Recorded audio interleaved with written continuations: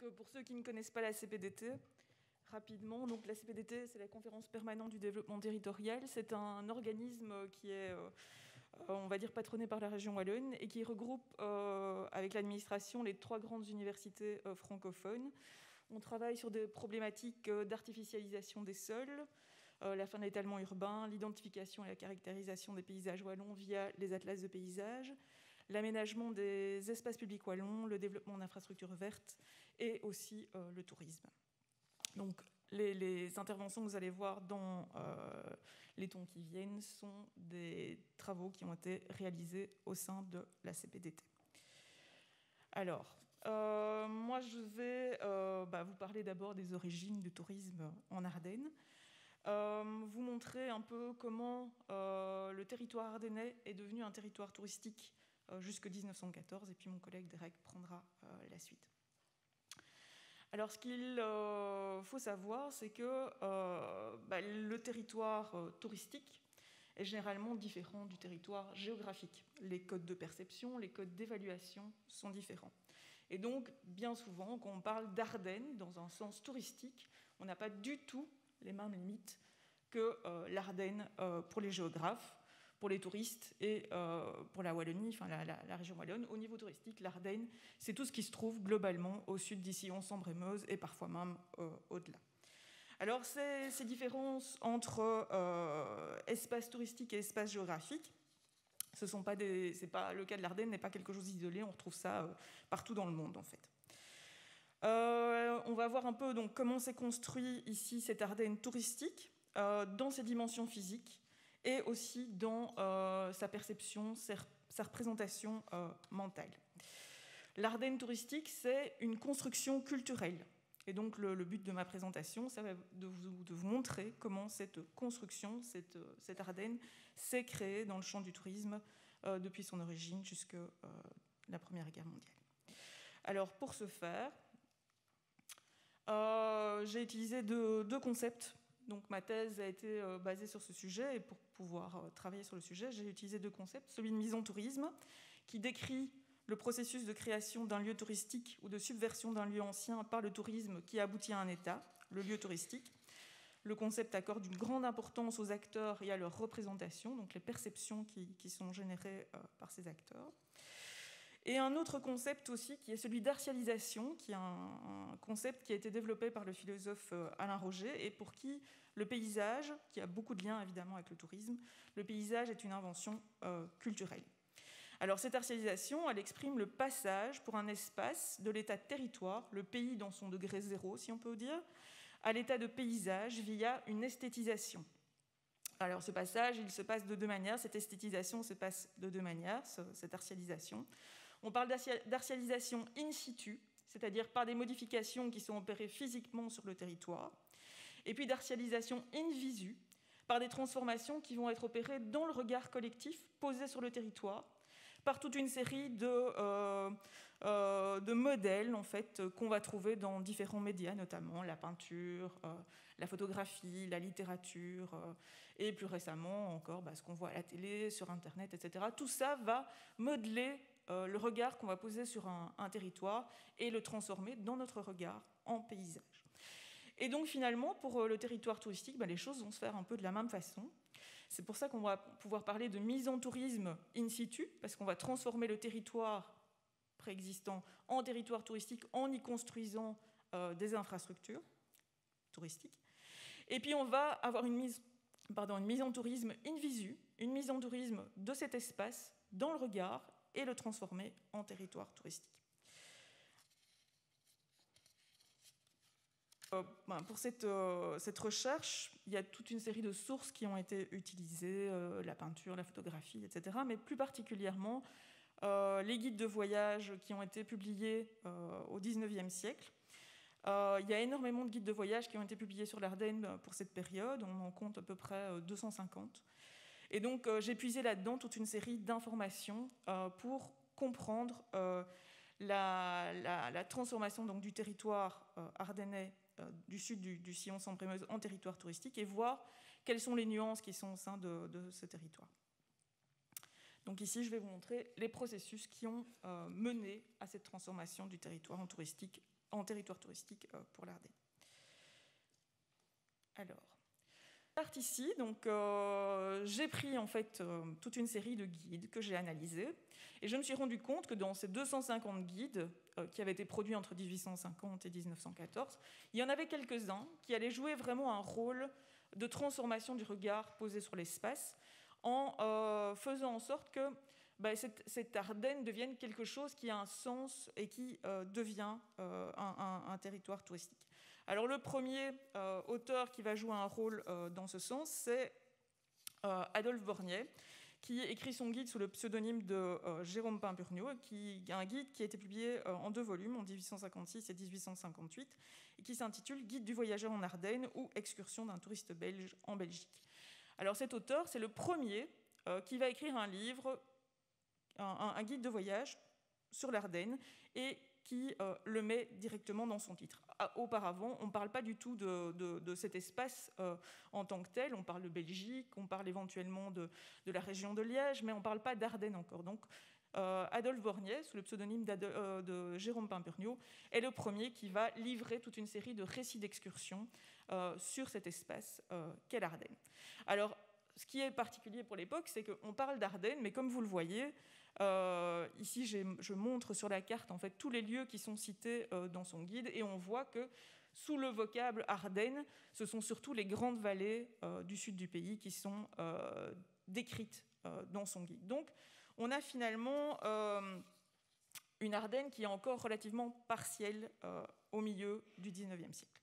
Alors j'ai fait pareil pour toute une série d'autres guides, ceux qui apparaissaient les plus importants, soit parce qu'ils avaient été publiés à plusieurs reprises, avec des rééditions successives, soit parce qu'ils avaient le titre Ardennes, soit parce qu'on en parlait beaucoup dans la littérature à l'époque, dans les journaux, etc. Et on voit que ces ouvrages ont une importance finalement dans la manière dont le regard sur le territoire ardennais va changer et devenir un territoire touristique. Alors, il y a Pimpurnio, dont je viens de vous parler maintenant. Il y a également un autre récit qui s'appelle « En Ardennes par 4 bohémiens » et qui met en évidence aussi toute une série d'espaces situés au sud de la Meuse et de la Lesse. Enfin, un autre guide aussi, celui d'Eugène Van Bemmel, qui est un professeur d'histoire à l'ULB et le recteur également. Il est écrivain. Il a publié un guide sur la Belgique qui s'appelle « Guide sur le chemin de fer du Luxembourg », le chemin de fer du Luxembourg, de l'art de voyager, première excursion, etc. Ça a été publié pour la première fois en 1859 et il y aura pas moins de 11 rééditions par la suite. Les éditions, comme c'est le cas encore aujourd'hui pour les guides verts, guides Michelin, Routard, etc., les éditions sont mises à jour, augmentées, complétées au fur et à mesure du temps. Et donc, voilà, le territoire va évoluer aussi petit à petit au fur et à mesure de ces rééditions. Donc, on voit ici également que dans ce guide, Eugène Van Bemmel met surtout l'accent sur les grandes vallées, la Meuse, l'Ourthe, la Leste, et on voit également au milieu le chemin de fer du Luxembourg qui apparaît dans les descriptions du guide. Donc là, on est pour la première édition globalement au milieu du XIXe siècle, et le guide sera publié à plusieurs reprises jusqu'en 1914 environ. Autre auteur qui va jouer un rôle particulier, c'est un journaliste qui s'appelle Léon Dommartin et qui publie son guide sous le pseudonyme de Jean Dardenne. Il l'a pris évidemment dans le but de marquer les esprits. Alors ce guide est publié pour la première fois en 1881. Il va être remanié à de nombreuses reprises. Il y aura 4 rééditions en 85, 94, 98, 1906. Et ce guide va être à la particularité qu'il va vraiment grossir au fur et à mesure du temps. En 1880, on a un premier volume qui fait à peu près 300 pages, et en 1914, on est à 3 volumes qui prennent l'Ardenne luxembourgeoise, et les 2 autres volumes se partagent ce qui est en Wallonie. Alors, à partir de ce moment, donc Jean Dardenne, la notion d'Ardenne dans le sens touristique va prendre un sens plus conscient, plus affirmé, répondre à un concept plus vendeur qui sera repris par d'autres et martelé. Alors, on voit à la veille de 1914, c'est toujours le même guide par le même auteur, que l'ensemble du territoire touristique ardennais décrit dans le guide a considérablement évolué. Alors ici, on a globalement une agglomération de ces différentes cartes, et on voit que l'Ardenne, au fil du temps, l'Ardenne touristique, c'est vraiment un territoire élastique qui va évoluer globalement jusqu'à couvrir l'ensemble du territoire au sud du sillon Sambre-et-Meuse. Alors, en 1850, l'Ardenne touristique, elle est globalement contrainte par le paysage et sa perception, et ses limites internes se dessinent surtout autour des grandes vallées du sud du pays. On se base là-dessus surtout grâce à l'esthétique du pittoresque, donc qui est la volonté, c'est un courant artistique esthétique qui se développe à l'époque et qui a pour caractéristique de rechercher la surprise, la variété pour l'œil. Alors c'est surtout ça qui va mobiliser en fait la recherche du tourisme dans le sud du pays, et donc la surprise, la variété se trouve spécifiquement dans les grandes vallées où on a les cours d'eau, les méandres, les rochers, etc. Ça correspond totalement à l'esthétique du sublime, du pittoresque, qu'on retrouve globalement aussi ailleurs en Europe, dans la vallée du Rhin, etc. On trouve aussi une recherche liée à l'histoire. On est dans le cadre de la construction de la Belgique, donc au milieu du XIXe siècle, et dans un phénomène d'exaltation du passé national. Alors en 1880, il y a un processus un peu d'élargissement du territoire ardennais depuis les zones déjà mises en tourisme. Les zones préalables deviennent des lieux de séjour, alors qu'auparavant on était surtout sur un voyage à pied. Et donc progressivement, le tourisme va s'installer, devenir des lieux de on va avoir des lieux de villégiature en fait qui se créent. Enfin, à la veille de 1914,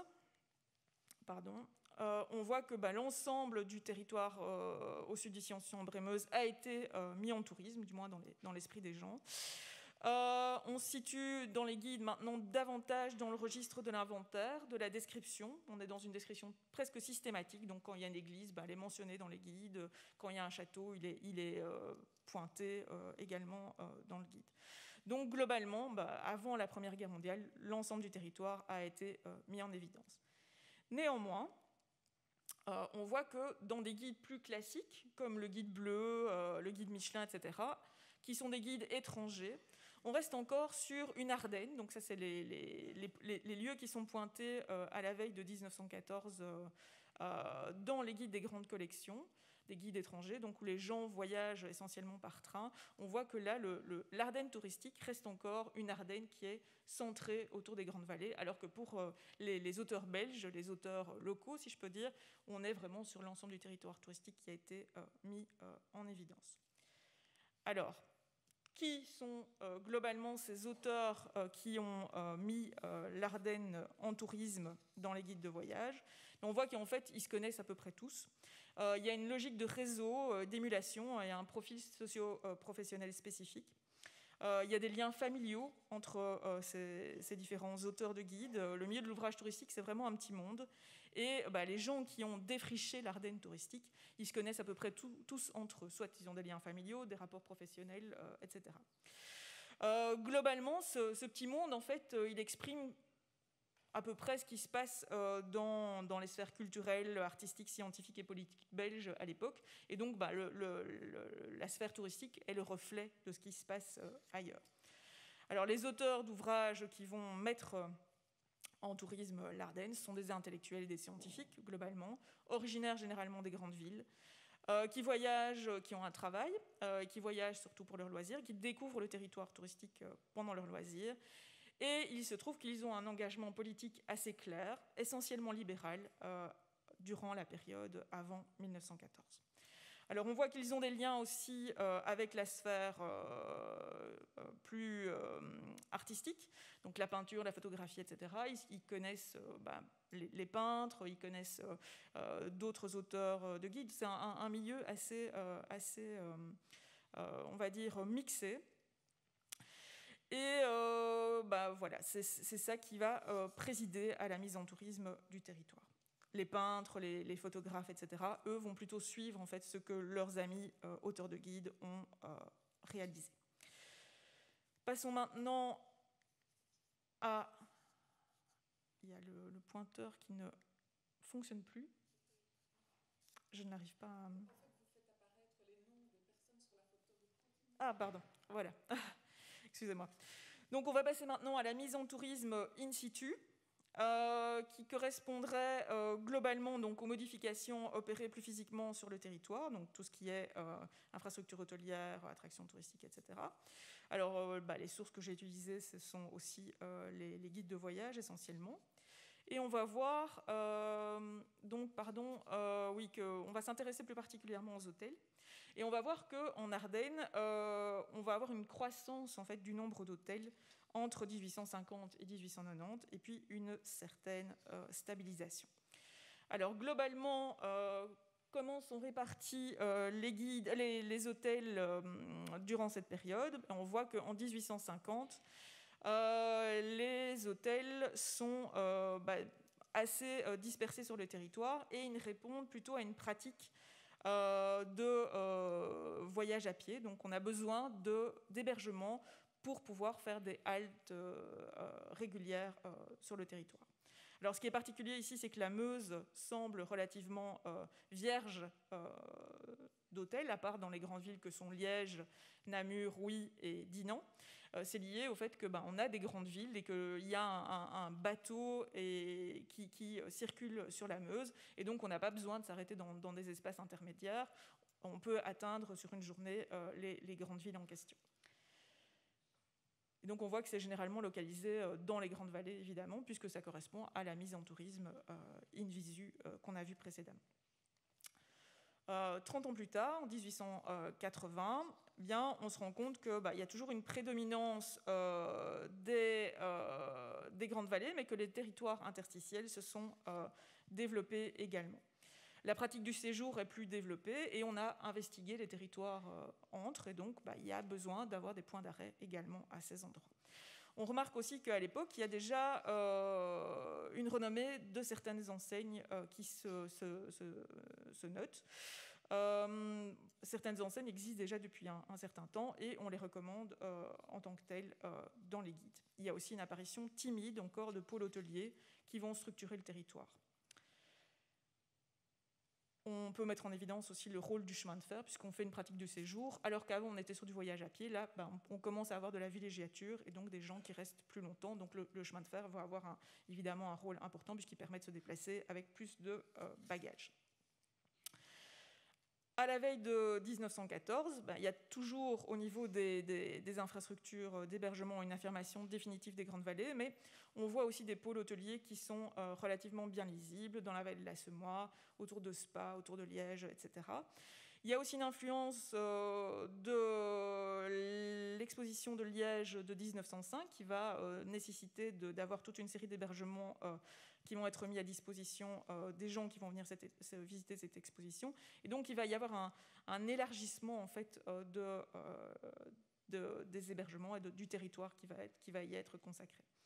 On voit également que pour Spa, par exemple, l'espace touristique utile de la ville se développe et qu'il y a une segmentation du marché au niveau de l'hébergement. Spa concentrant les hôtels un peu plus haut de gamme et les petits villages alentours proposant des auberges plus démocratiques, si on peut dire.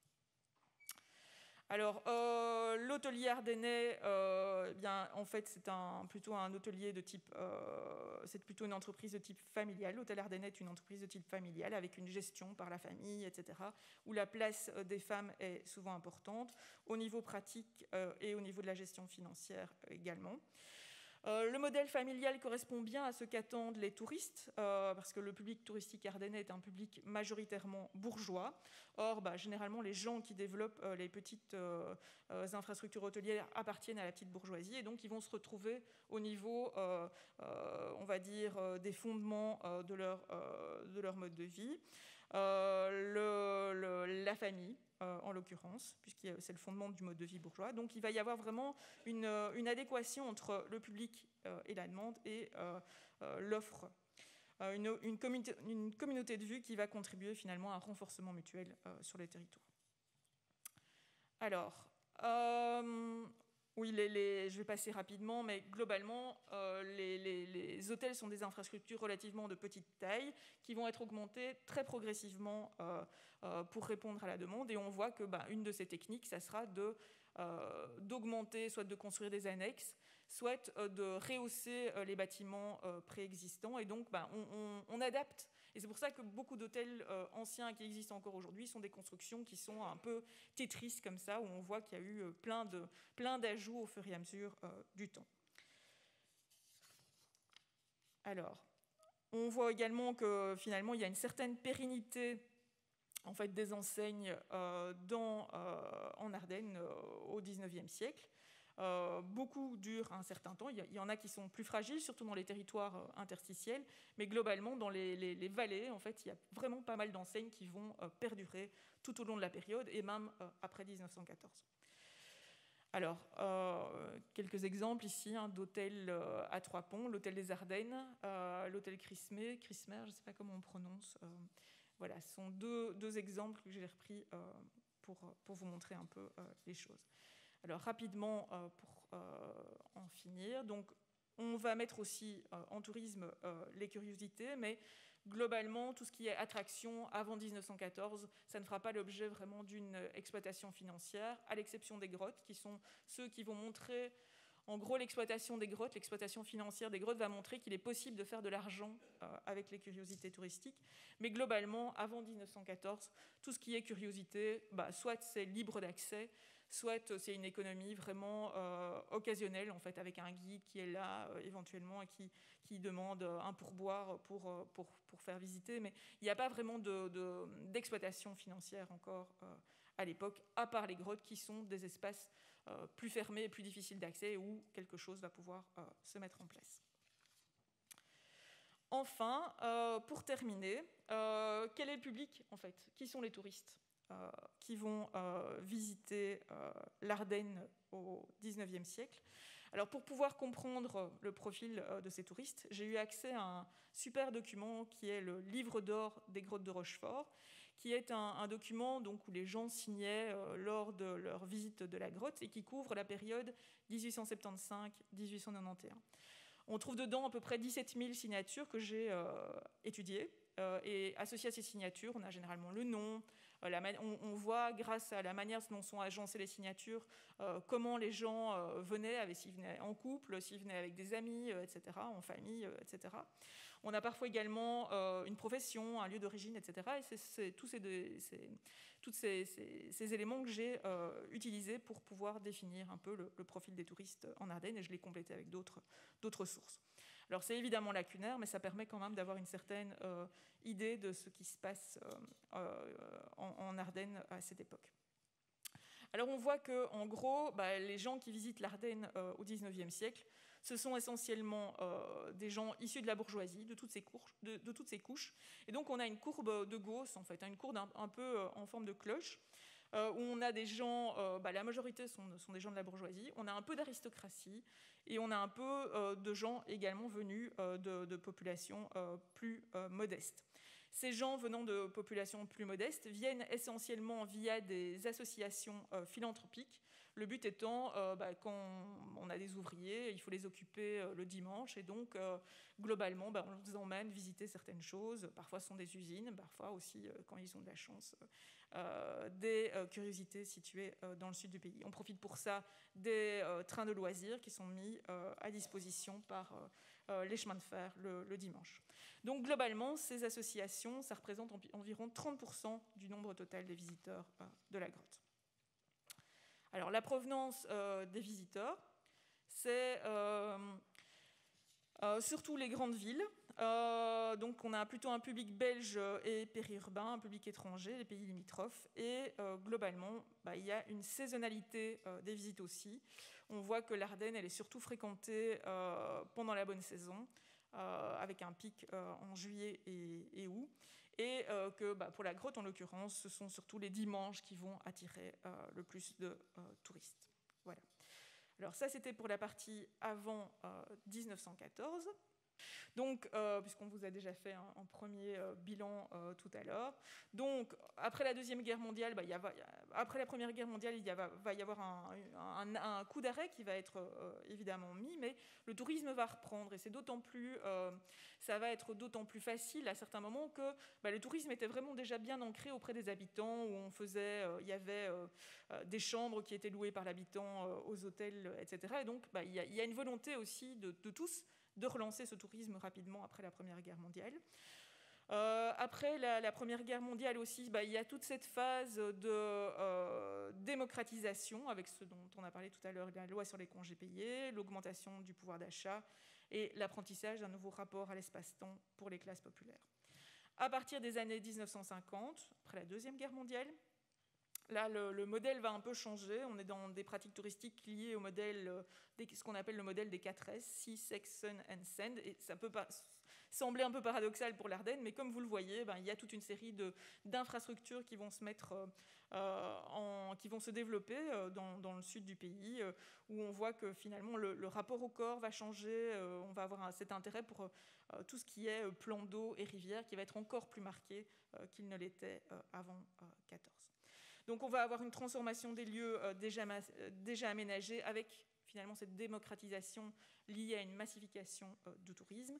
Et on va avoir également de nouveaux lieux qui vont se développer, de nouveaux espaces.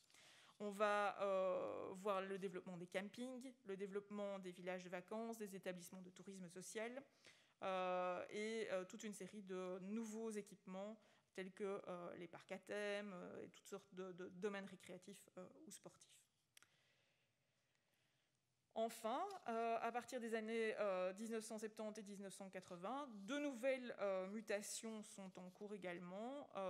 Le modèle des 4S est toujours important, toujours dominant, mais on va voir se développer de nouveaux aménagements, et notamment les bulles tropicales qui s'affranchissent en fait du rapport au territoire.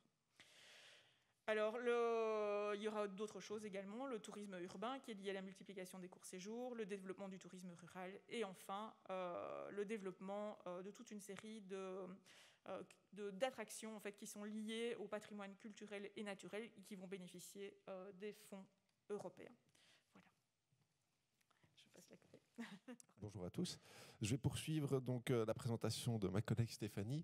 Donc, elle a montré notamment que les mutations du tourisme en Ardennes et plus globalement en Wallonie ont profondément modifié et impacté le territoire wallon. Et c'est un des points de départ de la recherche de tourisme et territoire, gérer le passé pour préparer l'avenir, qu'on mène depuis un peu plus de 2 ans maintenant à la CPDT.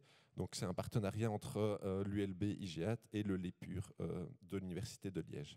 Alors ça s'inscrit aussi dans certains des éléments de la déclaration de politique régionale actuelle qui mentionne notamment la volonté de mener une politique d'aménagement du territoire qui permette un développement plus cohérent et donc plus attractif de l'espace touristique wallon. Donc cette recherche aborde plusieurs thématiques. Elles sont listées ici en dessous du slide. Donc, les 2 premières, c'est l'analyse touristique et territoriale des hébergements et des attractions touristiques wallonnes en termes de capacité de fréquentation pour ce qui est du volet touristique, d'emprise spatiale, d'affectation au plan de secteur pour ce qui est des caractéristiques territoriales. Et alors cette analyse nous a permis d'identifier ce qu'on a appelé des territoires touristiques basés sur les attractions recensées par le CGT et les hébergements. Ensuite, on a un volet dont on a déjà parlé un tout petit peu sur l'étude des trajectoires, donc des friches touristiques notamment, de certains équipements touristiques. Et ensuite, 2 volets plus axés sur l'aménagement du territoire, à savoir la caractérisation des zones de loisirs au plan de secteur et des terrains disponibles pour le tourisme au sein de ces zones de loisirs. On en parlera dans notre 3e intervention, et des recommandations territoriales pour le tourisme. Alors, quels sont les équipements touristiques, les infrastructures qu'on a étudiées ? Il y en a 16. Voilà, elles sont listées ici. Vous avez à la fois donc, toute une série d'hébergements, que ce soit des hébergements marchands ou non marchands, les différents types d'attractions qui sont recensées par le CGT, plus les golfs, et alors aussi les infrastructures pour foires, salons et congrès. Et qu'est-ce qu'on a analysé ? Eh bien, d'une part, tout ce qui est des chiffres clés comme la capacité, la fréquentation, la localisation.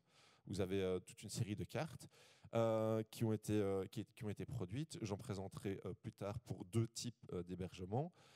Et toute une série d'informations territoriales, d'accessibilité à ces différentes infrastructures. Et cette analyse a pris la forme de fiches. Donc, on a une fiche par hébergement, par attraction, par type d'attraction. Ces fiches sont en train d'être compilées à l'heure actuelle et vont faire l'objet d'une publication en 2 volets. Donc, vous avez le premier volet qui est déjà disponible sur le site de la CPDT qui s'intéresse aux attractions et donc aux infrastructures pour foires, salons et congrès. Et puis un deuxième volet qui va traiter de tous les différents types d'hébergements qu'on a étudiés et qui va être publié dans quelques semaines. Et je vais me focaliser ici, pour la suite de la présentation, sur 2 types d'hébergements. Donc pour ce qui est des attractions, si vous êtes intéressé pour en savoir plus, je vous renvoie vers le site internet de la CPDT qui fournit ce recueil qu'on vient de publier. Alors, quelles sont les statistiques qu'on a pu qui découlent de notre analyse des différents types d'hébergements touristiques? Donc, en termes de capacité totale en Wallonie, notre période de référence, ça c'est quand même important, c'est avant la crise de la pandémie, la crise Covid, donc c'est fin 2019, début 2020. Et nos chiffres, qu'est-ce qui montre? Qu'on a actuellement en Wallonie une capacité effective totale. Effective pourquoi? Parce qu'on tient compte de la fermeture temporaire de certains types d'hébergements et du phénomène de l'habitat permanent qui touche certains types d'équipements.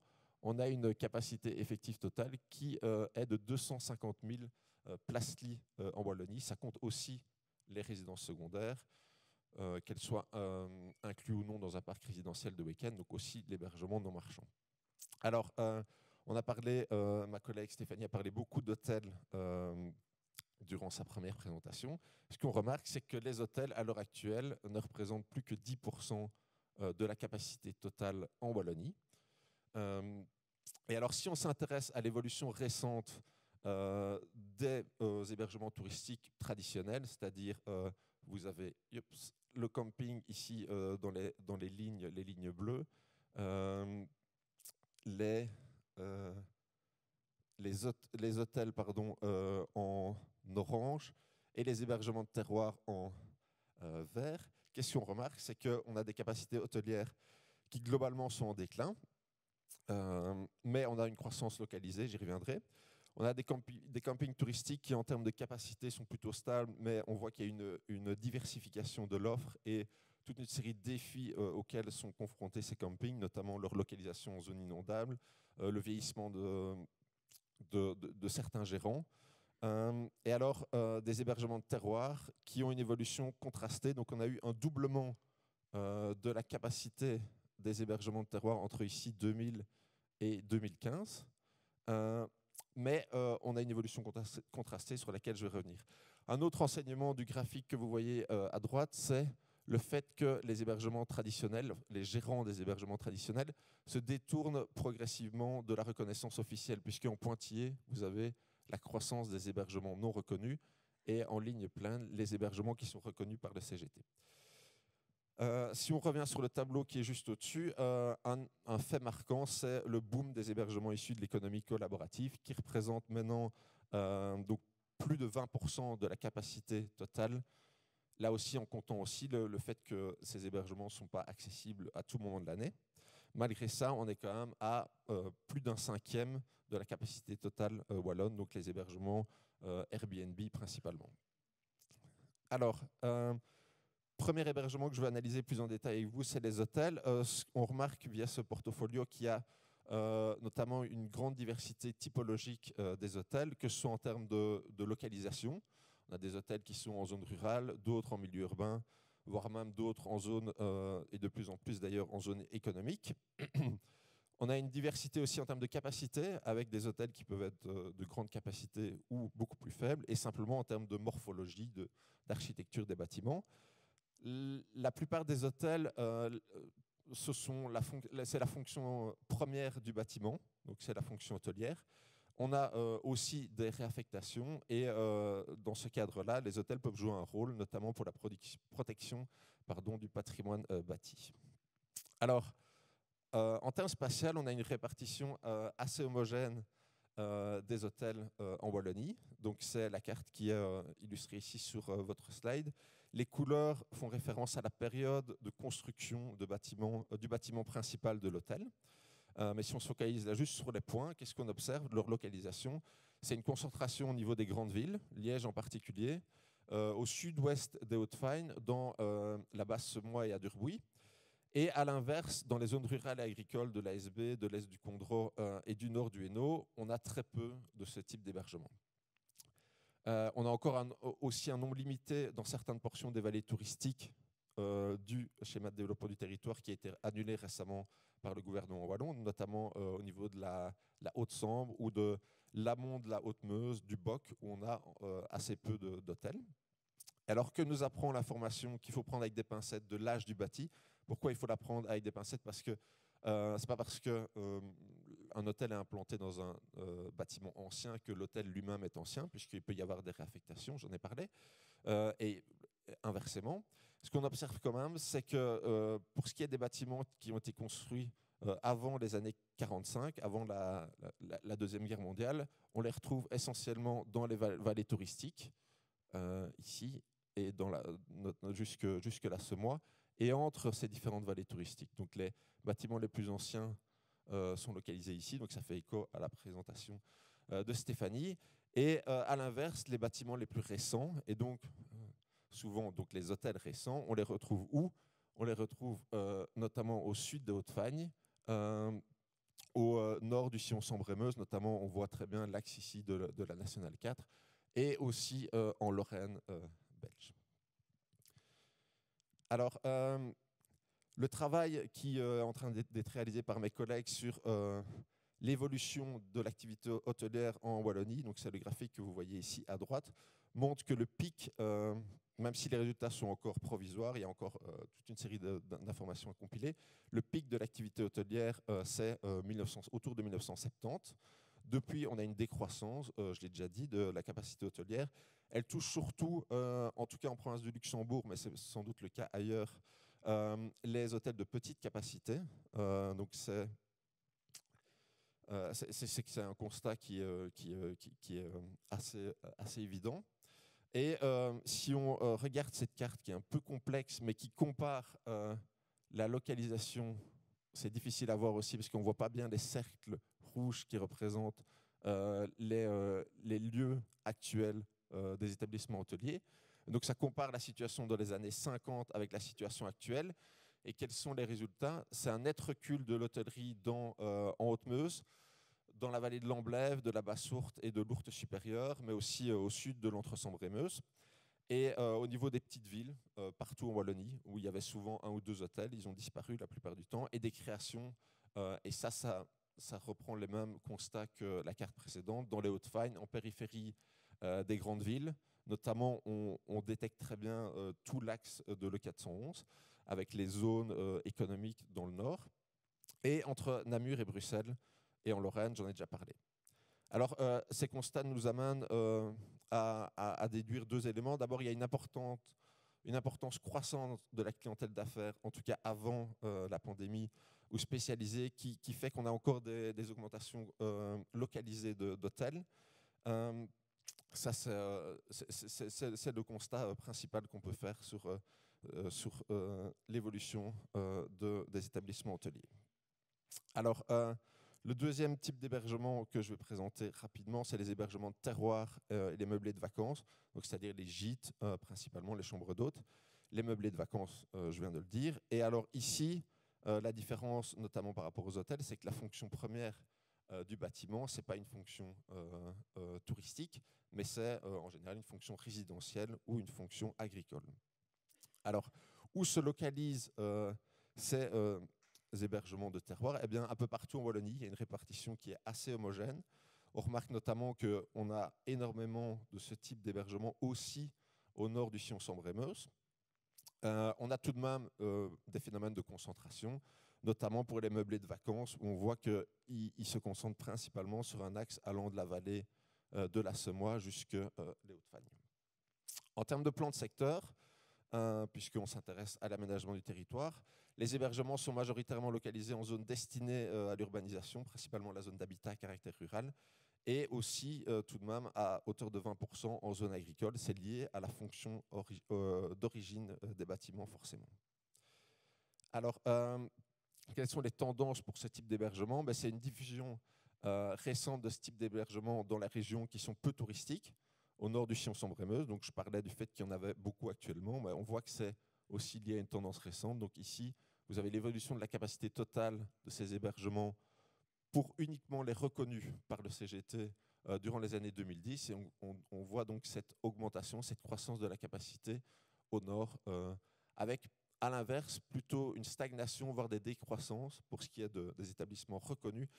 En Ardennes, l'exception, c'est les 2 maisons du tourisme qui sont localisées à proximité des Hauts-de-Fagnes, où là, malgré déjà une offre importante, on a une croissance qui s'est encore marquée durant cette décennie.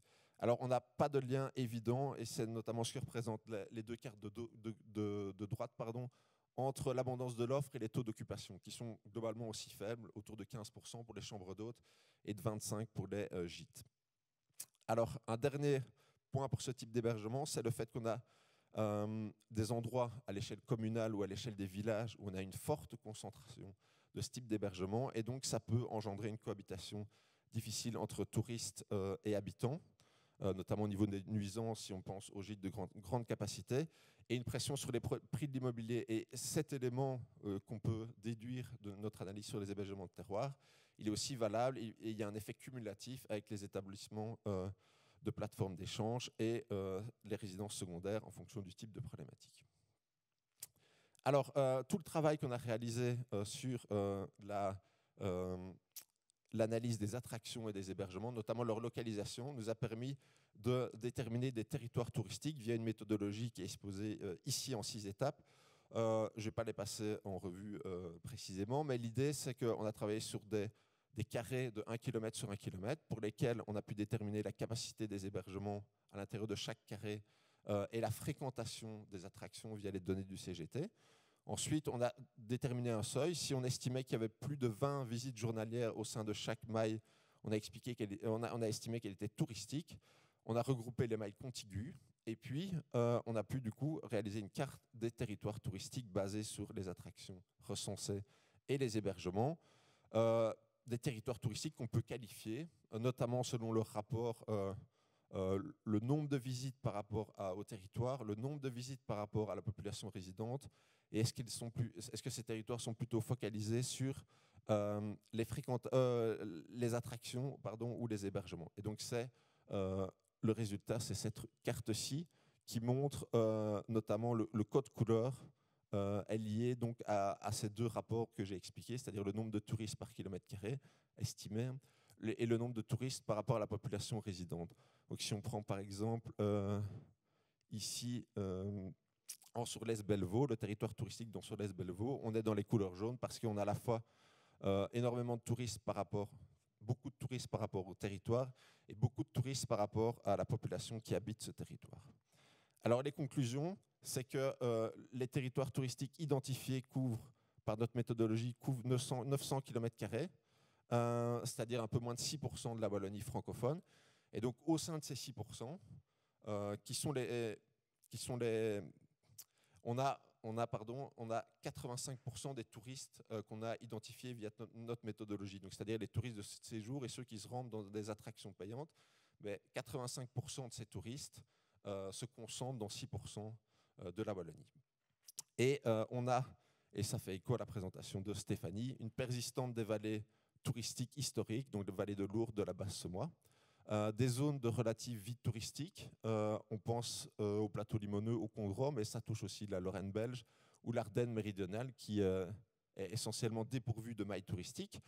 On a une attractivité assez forte des Hauts-de-Fagnes, avec des territoires touristiques de grande taille, et aussi l'existence de territoires touristiques de petite taille très fréquentés au nord qui sont liés aux mutations récentes du tourisme, notamment. Alors ici, voilà rapidement un exemple de ce que ça peut donner pour la zone de Trois-Ponts et de Stavelot, avec ici les rectangles blancs qui représentent, les formes géométriques blanches qui représentent les territoires touristiques qu'on a identifiés. Ce qu'on remarque ici, c'est que on a un accent de la région sur un tourisme de séjour, donc focalisé sur les hébergements, et donc avec des touristes qui n'ont pas comme seul attrait les attractions payantes. Voilà. En guise de conclusion, donc, on a montré ici que le tourisme de séjour reste axé sur des territoires touristiques historiques, donc les vallées dites ardennaises, qui continuent de focaliser l'essentiel des flux. On a d'autres formes de tourisme qui élargissent cependant progressivement l'influence spatiale historique du tourisme. Et après, c'est ce qu'on va montrer dans les présentations, les deux présentations qui vont suivre.